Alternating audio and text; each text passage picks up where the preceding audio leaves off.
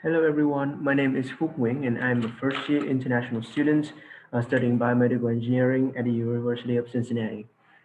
So for this hackathon, I would like to bring with you a very simple program that I make that is called Mastermind. So for any one of you who doesn't know what Mastermind is, it's basically a game, a two-player game in which one player has a code in their mind and another player tries to guess it. But instead of guessing randomly, for each of the guests, the one who has the code will provide the response, and based on those response, the person trying to guess will be able to induce what the or deduce what is the correct code is. So now I would like to run the program. This is called mastermind.ui, and here is the window of it. As you can see, it's not really complicated. It is built with pygame, a very popular package in Python used for building simple games. And as you can see, we have two modes, the human guesses and the AI guesses. So here we go first with the human guesses. So here it is. So now here is a place for you to provide your guess. Now the program itself generates a random sequence ranging from 1 to 9 for each of these elements, and your goal is to find it. So for example, I press 1, 2, 3, sorry, 1, 4. Okay, this is my past guess. I've only used one guess, and the result is this. Now, if you don't know, the green means the answer has exact 4 in this position.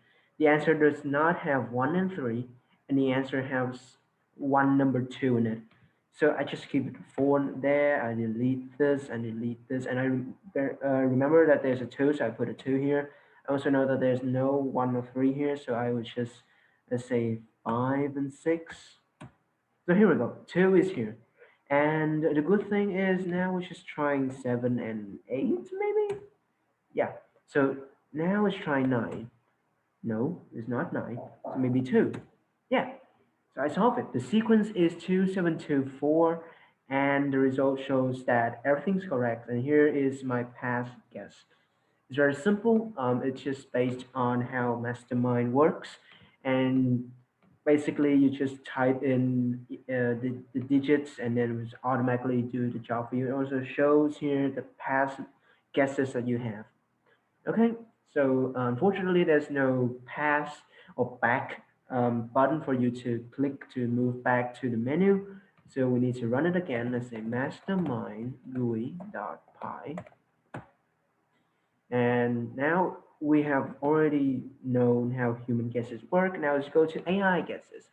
So here is an AI that is able to guess what your sequence is, and when you type this in, of course, it will not be fed with that sequence. It will use deductions from each of the response it receives for each guesses. And you can read it in the description of this project. Basically, I use several of the data structures in order to provide the AI with its necessary information to guess this. So for example, my test is like this, and okay, also shows here, it just prints out in the menu.